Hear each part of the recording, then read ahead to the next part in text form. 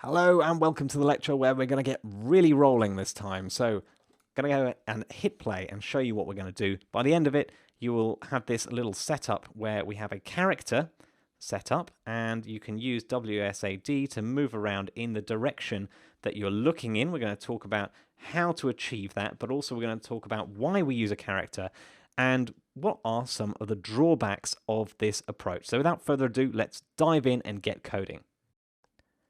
Okay, so let's get started. So the first question we want to answer is, what kind of pawn do we want? Do we want a pawn like it is currently in the scene? If I go and play in the selected viewport, it's the kind that can float around anywhere. Or do we want something else? Well, I think that we should be using a character. Why should we be using a character?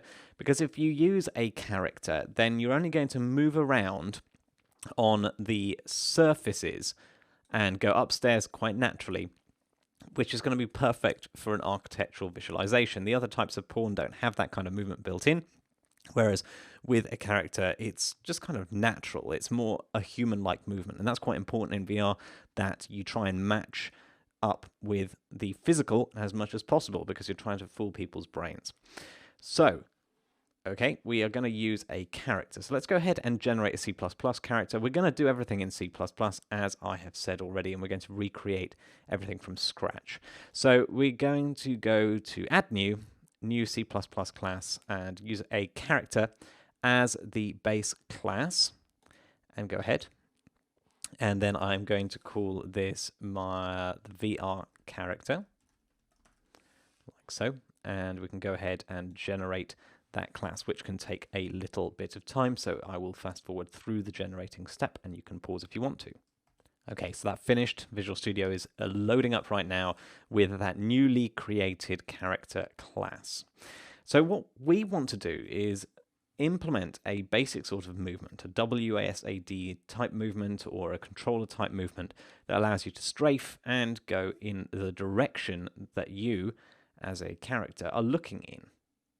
So first of all, we need to answer the question is, what direction are we actually looking in? Let's find that look direction. So if we go ahead and first of all, we need to have this VR character as our default character in this map. To do that, we need to set up a game mode, and I'm going to do a blueprint game mode because later on we'll have a derived class from the VR character, and so it'll be easy to do references this way.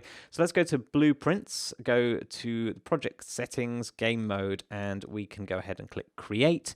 And we're going to base this off of game mode base, like so. And I'm going to call this the VR game mode, like so. Put it in the root of the content folder and click OK.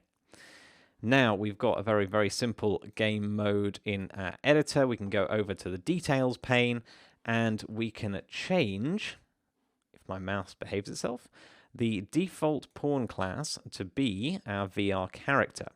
And I can save it, compile it, and close it. Go ahead and play. And you can see that can't really see very much at the moment. Let me just move my headset. Actually, to do that, I'm going to have to stop playing and preview this in VR instead. So you can see my headset is looking down. If I pick it up, it is looking around, so everything is working as we would expect it to there. So let's go over to the Architecture Explorer editor and see what we've got in our scene. Hopefully, yep, we've got ourselves a VR character. And at the moment, we don't have a camera. The camera is still in this camera actor. So for simplicity, rather than trying to get hold of that camera actor, I'm going to set up a character component, a camera component, on our VR character. So we can follow along by doing this with me. So I'm going to go and open up our VR character, which should be somewhere in our solution. There we go. VR character, and I'm going to go to the header file first, where you can see a very lovely, normally set up header file. And I am going to go ahead and create ourselves a private section where we can store a reference to our camera, which is going to be a uCamera component. Now, if you didn't know that that's what it is, here's a very handy thing for you to do. Head on over to the unrealengine.com website. Then go to the resources and documentation section, and then you can search for things in here however you like, but the important thing is if we search, so I'm going to search for, in fact, let's go back a page just to show you the whole process. If we go and search for camera component, it's going to be very helpful, and you're particularly interested in C++ APIs, you can select that part of the API, and you can go and have a look for things like, uCamera component. That seems useful. So that seems to be the one that we would be looking for.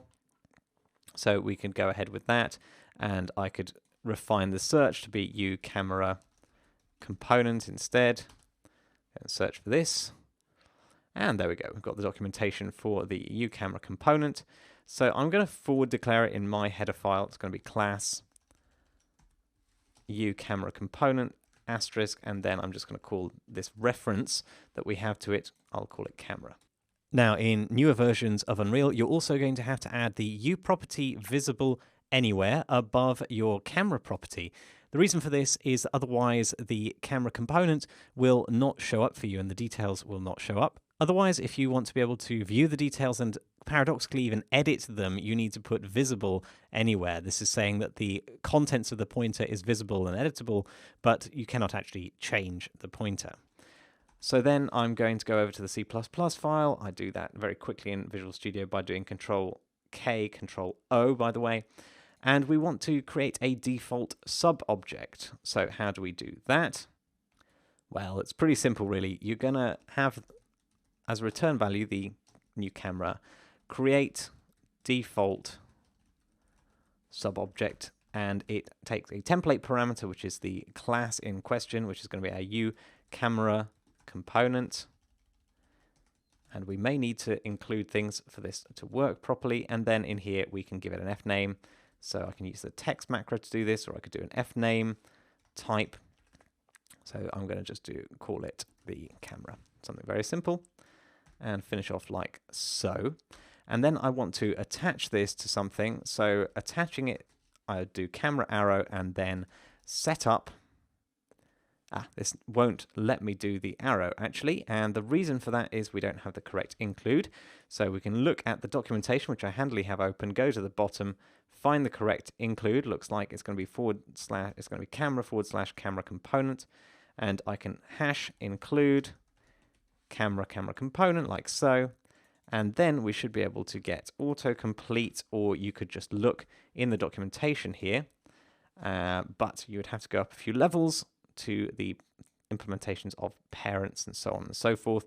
So for example, you might go to the scene component, because I know scene components are things that have attachment, and we could look for setup attachment, which is the one we're looking for, which gives you then the scene component parent, and optionally, I think if you click on it, it's optional, you've got this in socket name. Okay, so we can set up the attachment, and the parent is going to be get root component. So we'll just attach it directly to our root component. We're going to go ahead and build that and see whether we've got our camera component set up. Okay, when your build is done, you may need to pause, pop back over to our editor, play, and let's have a look at what we've got in our world outliner. So if I look at my VR character here, then you can see, sure enough, we have got this camera inherited component, which is moving around very much like my headset, which is great, which means that it is going to be as simple as, or getting hold of our looking direction is going to be as simple as doing basically a camera get forward vector, the forward vector of this camera component, which will be very, very useful. And one final point is that in order to set up movement in a character, in order to move the character, there is a function that you need to know of. Of course, you could find it out for yourself by going to the documentation, as I have already indicated, and doing yourself a little search. So let's search for character, a character. I think that's what our base class is. Like so. And we can go and have a look at the A character. And what we're trying to do is look for movement, or I don't know what else you might call it, but a movement's what I'm going to go for. And if you go and have a look and evaluate some of these options that you have available to you, you might go and find, or you might not find actually, you might have to look a level higher as well. It might not be on the character, it might just be that the character does it in a particular way. But the pawn also has movement, remember? So what could you do with movement? Well, you could add movement input. That is the way that both characters and pawns deal with movement. You add in a vector which indicates the direction that you would like this thing, pawn, to move. So now it's about setting up that character movement, putting all these moving parts together, and that's going to be your challenge, because I believe that with a little bit of reading or revising, you probably already know this if you're taking this course and you've met the prerequisites. So bind the controller movement. So I want you to revise how to create axis bindings. You've probably done these before if you've done any kind of character setup in C++ before. Create a binding that will add movement input with the correct vector. So what will your vector be in there? Think about the camera and the look vector that we've been talking about, and test it out. So pause the video and have a go at this slightly tricky, but not too hard challenge. Okay, welcome back. How did you get on with the challenge? Let me know. And don't worry if you didn't actually complete it. There's quite a few moving parts in here. I did just leave that integration to you. And depending on your level of confidence, you may or may not have struggled with that. Okay, so we've got our camera component set up, and you'll probably have found out in your revision that we want to use the setup player input component. And what we're going to do, we're going to go to player input component, this thing that is passed in to setup player input component. I'm just going to copy and paste it because typing is a ache. Now, in newer versions of Unreal, you will also need to #include components /input component in order to get the arrow autocompletes and for compilation to work. It wasn't true at the time of recording the video, but it is now. So we're going to bind axis. That is what we want to do. And the name of the axis is something we have to put in here. So I am going to call this, what is my axis name going to be? I'm going to call it forward as one of the axes, like so. And then what are we going to bind to? Well, we're going to bind to this, and we're going to bind to a function which I have not created yet. So let's go to the header file and create ourselves some functions for binding to. And I'm actually going to create it, even though I don't have to do this, I'm going to create a new private section just to kind of keep these private functions separate from these private components. So it's going to be void, and it is going to be move forward. That's what I'm going to call it. And it's going to take a float, because we know axes take these continuous values.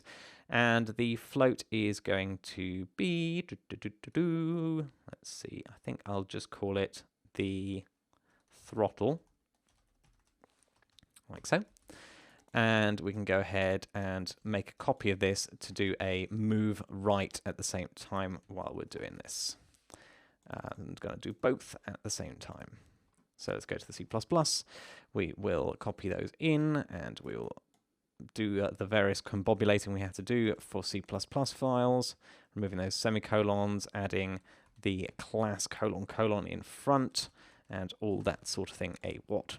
Okay, now we've got these move forward, we can actually bind a reference to it. So reference, the ampersand character, then the move forward function, fully qualified, and we can copy and paste this too. And I'm going to create another axis called right, and funnily enough, it's going to bind to the move right function instead.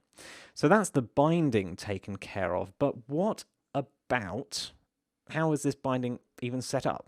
Well, for that, we have to go to our project settings. So we go to the editor, settings, project settings, and then we look for the place where it says input in our left pane. I'll maximize this for full effect. And then we can create a couple of new axes, one which we call forward, one which we call right. And in my case, I don't have a controller to hand. I'm going to set up WASD. So W key is going to be positive, and the S key, wherever that may be, down here it seems, is going to be -1, like so. And right similarly, so D key is going to be the right axis, and it's going to be positive, and then we can add another key for the A key. Scroll on down, find the A key, and that is going to be -1. Okay, so that is our settings done. And close that down. That's going to bind to the correct place now via this character string reference. I don't like character string references. But we can finally add some movement. So we're going to do an add movement input. What's this vector going to be? Well, it's going to be basically the forward vector of our camera, right? Multiplied by the throttle. So we're going to have a throttle multiplied by camera arrow get forward vector, which I believe is in world space coordinates. Okay, so we've got that, and it's going to be ridiculously similar for move right, because with move right, instead of getting a forward vector, you may have guessed it, we can get the right vector. You can't get the left vector, but you can get the right vector, and obviously the left vector is just the negative of the right vector, but we don't have to deal with that. So we can go ahead and build this and see if we're now able to move this character around in VR. Now let's go in there, have a little play. Here's my character, and my WASD keys are working, or going in the direction of my head. So just to prove it to you, I'll just move around, move in different directions. Sure enough, that seems to be working. Now, I would like you to test this out for a little bit, move around in the space and see how you're feeling after a while. But hopefully, it won't take too long to realize that there are some drawbacks to this controller type movement in VR, and that is that you're going to feel pretty not so well quite soon. And this is especially apparent if you actually import this into a map that has more going on architecturally and more going on over your head. So you could give that a shot if you really want to as well. But we're going to talk a little bit more about that soon. In the next lecture, we're going to be looking at bringing this all in to an architectural environment and really testing out these drawbacks.